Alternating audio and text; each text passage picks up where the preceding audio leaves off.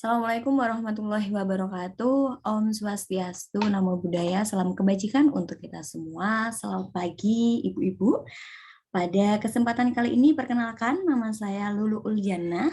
Saya ingin memberikan informasi mengenai literasi asuransi untuk ibu rumah tangga. Alasan saya memilih sasaran ibu rumah tangga dalam pemberian literasi asuransi ini karena kami atau kita sebagai wanita yang berada di sebuah keluarga bertanggung jawab untuk biasanya kita mengetahui kebutuhan keluarga itu apa saja, kebutuhan anak, suami, keluarga kita itu kebutuhannya apa aja, kemudian ada juga yang kita sudah punya hak untuk mengelola dana keluarga gitu ya. Jadi kita juga diberikan kewajiban untuk mengelola dana keluarga gitu ya, baik itu dari sumber dananya dikelola, kemudian dari pengeluarannya apa saja, prioritasnya itu kemana aja, komposisinya berapa, itu biasanya kita yang lebih tahu gitu ya. Sehingga saya ingin memberikan literasi asuransi ini untuk ibu-ibu rumah tangga.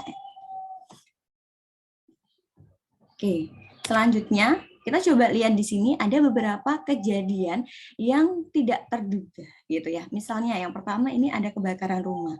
Biasanya pemicunya apa? Misal saya pernah punya pengalaman sedang misalnya masak air, kemudian saya tinggal tuh, saya pergi keluar rumah, kemudian saat saya sampai rumah ternyata airnya sudah habis gitu ya. Tapi tidak sampai kebakaran.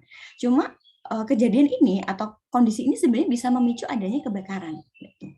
Kemudian yang kedua, ada juga rumah atau tempat tinggal yang sebenarnya dia adalah rumah-rumah di rawan banjir gitu ya. Kalau di musim hujan biasanya daerah itu daerah banjir gitu.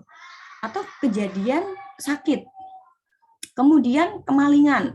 Sebenarnya kita sudah membentengin rumah kita dengan pagar besi, kemudian dengan kunci tralis gitu ya. Tapi ada juga kesempatan maling gitu ya. Atau yang terakhir, misal kita sedang di jalan kemudian ada kecelakaan kendaraan, kemudian kecelakaan motor atau mobil. Nah, kejadian-kejadian ini sebenarnya kita tidak duga sebelumnya gitu kalau ini terjadi gitu. Biasanya kita tahu kalau itu terjadi pada saat ya kejadian gitu ya. Oh, ada maling. Pada saat memang ada maling gitu ya. Kebakaran kita tahu bahwa pada saat kita ada pemicu kebakaran baru tahu oh ini terjadinya karena kebakaran gitu ya. Kita nggak berpikir negatif bahwa oh ini akan terjadi gitu ya. Kerugian-kerugian ini akan kita tanggung gitu. Biasanya kita tidak sadar akan itu. Nah, sehingga sebelum saya menjelaskan mengenai gimana cara kita untuk bisa menanggulangi kejadian-kejadian buruk ini gitu ya, saya akan menjelaskan terlebih dahulu mengenai resiko. Nah, untuk resiko ini adalah ketidakpastian adanya kerugian. Jadi, kerugian ini belum tentu terjadi, tapi biasanya kita sadar akan terjadi itu pada saat yang ya sudah terjadi gitu ya. Kita tahu bahwa kita akan sakit ya pada saat kita udah sakit gitu.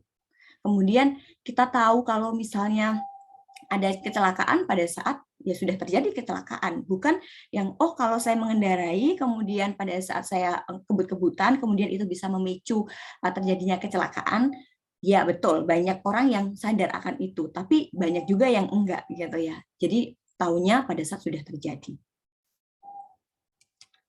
Nah, kemudian di sini ada pertanyaan. Pertanyaan sangat menarik di sini. Kematian dan sakit itu pasti terjadi dan dialami oleh setiap orang, pasti. Tapi kenapa ini bisa diasuransikan? Kalau sudah pasti, kenapa harus diasuransikan gitu ya? Oke, kalau berbicara mengenai sakit terlebih dahulu. Sakit, setiap orang itu bisa sakit. Kemudian kalau udah pasti sakit, kenapa harus diasuransikan? Karena kalau misalnya kita tidak punya asuransi, maka pada saat kita sakit, kemudian kita berobat, berarti kita harus membiayai dana itu atau dana berobat gitu ya. Ya katakanlah kalau misalnya sakitnya sakit yang biasa, kemudian kita ke klinik bayarnya 150.000. 150.000 mungkin bagi kita ya kalau sekali mengeluarkan nggak apa-apa gitu ya, atau mungkin kecil. Tapi bagi orang yang dia sudah tidak punya pemasukan, misal umurnya sudah 55 kemudian atau 60 sudah pensiun, tidak ada penerimaan ke keluarga atau tidak ada dana masuk, maka 150.000 ini menjadi besar. menjadi pengeluaran yang relatif besar gitu ya. Kalau penyakitnya ini biasa aja. Tapi kalau misalnya ternyata ada penyakit bawaan, kemudian penyakitnya yang tidak biasa aja, maka biaya yang dikeluarkan untuk berobat mungkin bisa lebih banyak gitu ya. Sehingga dana yang kita keluarkan mungkin lebih terasa berat. Kemudian kematian. Kita sudah dipastikan akan mati, tapi mati atau meninggal ini kita tidak tahu kapan, tidak tahu di mana, jam berapa, sehingga kenapa ini perlu kita asuransikan. Ini kita asuransikan bukan hanya untuk kita, tetapi untuk keluarga kita, untuk anak kita, untuk suami kita, untuk keluarga kita, gitu ya. Kenapa seperti itu? Karena pada saat misalnya saya kemudian meninggal di umur tertentu, kemudian saya masih punya keluarga, masih punya anak yang masih menjadi tanggungan saya, maka pada saat saya meninggal sebenarnya saya sudah bisa melihat bahwa anak-anak saya ini pasti akan dijamin di masa depan gitu dengan dana cover yang sudah saya asuransikan di masa muda saya gitu. Pada saat saya meninggal ada dana tertentu yang bisa diterima oleh ahli waris atau diperoleh oleh keluarga atau anak untuk membiayai masa depan mereka gitu. Nah, sehingga kepastian bahwa kita akan meninggal atau sakit ini bisa diasuransikan.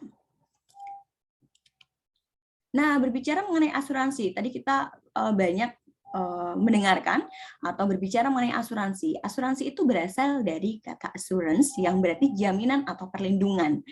Nah, kalau kita bicara tentang ketidakpastian kerugian, maka ini harus perlu adanya jaminan. Siapa sih yang menjamin? Siapa sih yang melindungi kita dari hal yang tidak terduga itu? Nah, maka kita perlu adanya asuransi, gitu ya.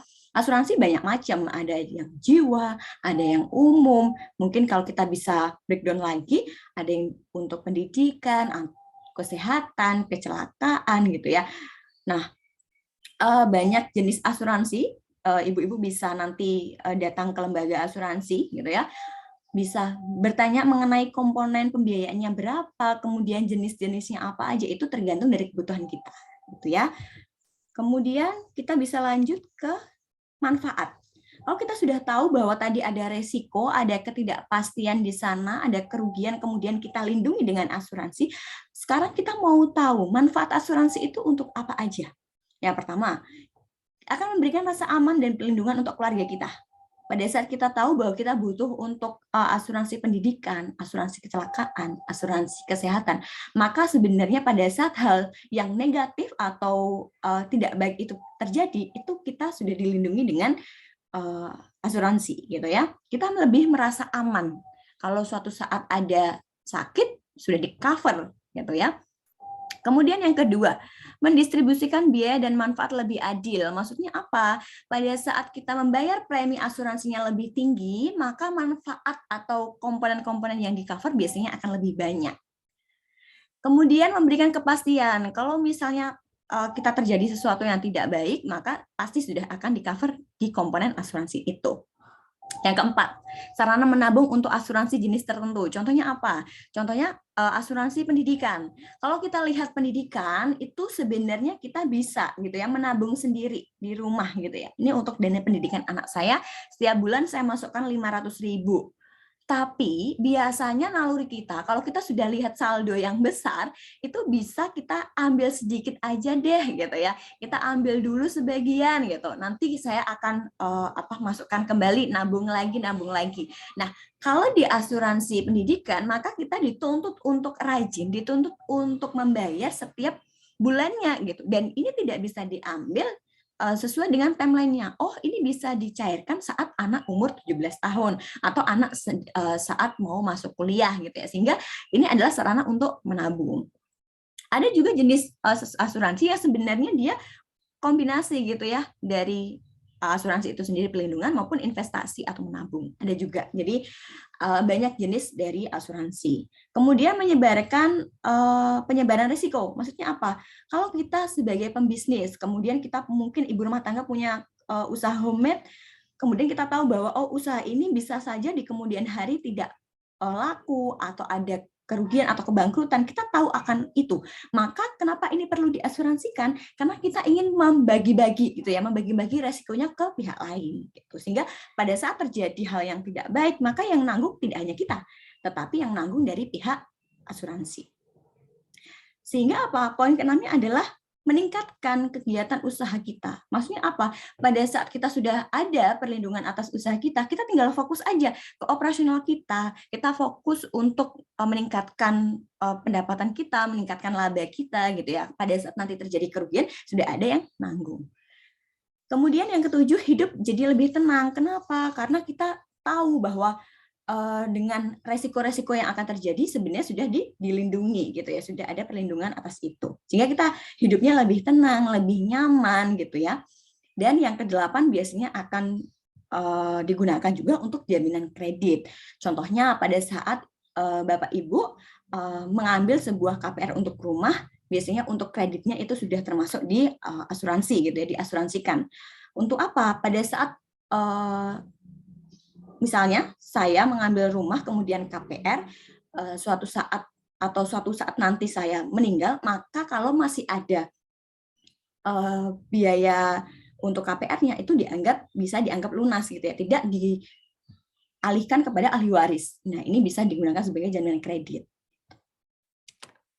Nah, kalau untuk pengelola dananya, ibu-ibu bisa milih, nanti boleh dari asuransi konvensional atau dari asuransi syariah, tergantung Bapak atau Ibu nanti bisa pilih gitu ya, pengelolaan dananya mau kemana, lembaga yang mana, konvensional atau yang syariah.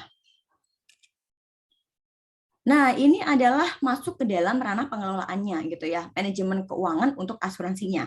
Nah, di sini saya buat ke dalam 4 skema. Dari sumber dananya, pengeluarannya, prioritas, dan proporsinya berapa. Pertama, ibu-ibu dalam keluarga biasanya punya hak untuk mengelola dana keluarga gitu ya. Kita harus tahu sumber dana keluarga kita itu dari mana aja gitu ya. Apakah dari joint income dari suami dan istri atau dari suami aja? Kalau iya, kita harus tahu berapa nominalnya, berapa rupiahnya gitu ya. Katakanlah 5 juta. Sumber dananya misalnya dari suami diberikan kepada istri nominalnya 5 juta. Kemudian kita balik yang kedua adalah pengeluaran. Kita harus punya list item-item pengeluaran kita setiap bulan itu apa aja gitu ya. Kemudian kita kasih pos-posnya. Pos untuk kebutuhan keluarga itu berapa, pos untuk pendidikan anak berapa, pos untuk investasi berapa, pos untuk sosial itu berapa. Kita bikin list-listnya berdasarkan pengeluaran itu ya. Kemudian dari pengeluaran itu kita yang nomor 3 adalah prioritas. Kita bikin prioritasnya. Dana 5 juta itu prioritasnya kemana aja. Mungkin kebutuhan itu kalau prioritas bisa kita prioritaskan. Yang untuk keluarga itu berapa kebutuhannya, untuk tadi pendidikan berapa, kemudian untuk investasi, untuk sosial, kita harus lihat. Oh, untuk hiburan itu ada tapi prioritasnya lebih paling bawah setelah kita memprioritaskan untuk pendidikan anak misalnya.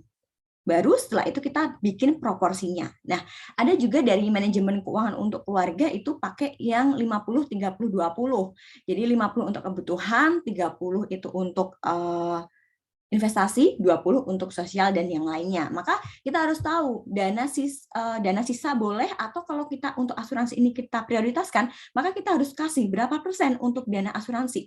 Kemudian misalnya kita sudah tahu, oh dana asuransinya misalnya 500.000 atau 10% dari dana kita gitu, dari 5 juta itu, maka 500.000 itu mau kita gunakan untuk asuransi apa? Nah, ini kita nanti breakdown lagi gitu ya.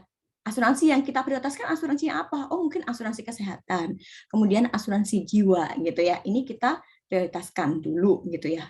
Tergantung dari kebutuhan kita juga dan tergantung juga dari komunikasi kita sebagai istri atau ibu dengan suami gitu ya. Apa yang menjadi prioritas pendanaan keluarga, apa yang seharusnya dikeluarkan, dan proporsinya berapa. Nah, kita lihat dari sini. Harapan kita adalah kita memiliki keluarga yang memiliki kebahagiaan baik dari mental maupun dari keuangan, dan harapan saya dengan literasi asuransi yang saya berikan ini bisa bermanfaat untuk kita semua. Terima kasih, tetap semangat, sehat-sehat selalu. Assalamualaikum warahmatullahi wabarakatuh.